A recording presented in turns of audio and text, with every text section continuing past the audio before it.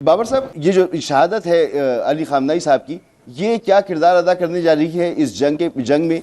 और दूसरी बात, जैसे अभी सलीम बुखारी साहब फरमा रहे थे और ये सवाल उठा यहाँ पर कि एक ऐसी जंग है जिसमें वेपन ऑफ मास डिस्ट्रक्शन की तरह कोई एटमी बम का तस्वुर तक मौजूद नहीं है। खुद IAEA इसका इकरार कर चुका है, खुद अली खामनेई साहब का फतवा इसके ऊपर मौजूद है, लेकिन उसके बावजूद ये हमला होता है। न सिर्फ ये हमला हुआ, अब बरतानिया भी इसका हिस्सा बनने जा रहा है। तो एक ऐसी जंग जो मुसल्लत की जाए, वो जंग जो मुज़ाकरात से टाली जा सकती थी, उसमें बरतानिया शामिल हो रहा है, फ्रांस, जर्मनी वगैरह से बातचीत चल रही है।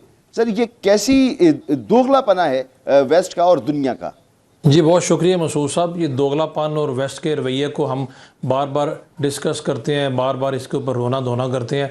मेरा ख्याल है इन चीज़ों की बजाय हम दूसरे अवामिल को डिस्कस करना चाहिए। कोई दोगलापन आज से नहीं है। जब इराक पे अटैक हुआ उस वक्त नहीं था, जब लीबिया शाम के साथ जो हुआ, जो इनिशली 9/11 में अफगानिस्तान का, तब नहीं था। ये तो हर वक्त होता है, हर आए रोज़ हुआ होता है। क्या उस वक्त नेटो ने यूनाइटेड नेशन की इजाज़त से इराक पर अटैक किया था? मतलब उस वक्त क्या नेटो ने इराक के जो अटैक किया था UN की वजह से अटैक किया था? उन्होंने तो करना ही है। Might is right. दुनिया ताकत की है भाई, इसमें कोई किसी की मदद नहीं करता, अपनी जंगें खुद लड़नी होती हैं। इसलिए हर वक्त वो लोग जो पाकिस्तान में फ़ौज के मतलब बातें करते हैं, उनको ये समझाने की ज़रूरत महसूस होती रहती है। बाकी जहाँ तक नेशनल इंटरेस्ट का है, पहले नेशनल इंटरेस्ट है। अभी ये तो दोगलापन कर ही रहे हैं, शुरू से कर रहे हैं ना। अभी यहाँ पर बुखारी साहब ने दुरुस्त फरमाया, जो रूस और चीन है उनसे बड़ी एक्सपेक्टेशंस है। उन्हें क्या मसला है? P5 कंट्रीज़ है ना, उन्हें क्या प्रॉब्लम है? नहीं आएंगे, हमेशा मुताद बयान दे देंगे, मजम्मत कर देंगे। किसी को क्या ज़रूरत है दूसरे की जंग में पाँव रखने की। बाकी जहाँ तक ईरान का तल्लुक़ है, अली खामनेई साहब की शहादत बहुत बड़ा अलमिया है, इसमें कोई दो राय हो ही नहीं सकती। एक बुज़ुर्ग शख्सियत, एक रिलीजियस शख्सियत। जंगों के भी कोई एथिक्स होते हैं, जंगों में मिलिट्री टारगेट्स को इंगेज करते हैं। आप इस तरीके से मजहबी शख्सियात और हुकूमतों के सरबराहों को इंगेज अब इस तरह से टारगेट नहीं करते, इसमें कोई दो राय हो ही नहीं सकती। और उनकी जो शख्सियत है वो तो है ही गैर मुतनाज़ थे। पूरी ईरानी नेशन नहीं, दुनिया भर के मुसलमानों के लिए वो काबिल एहतराम थे।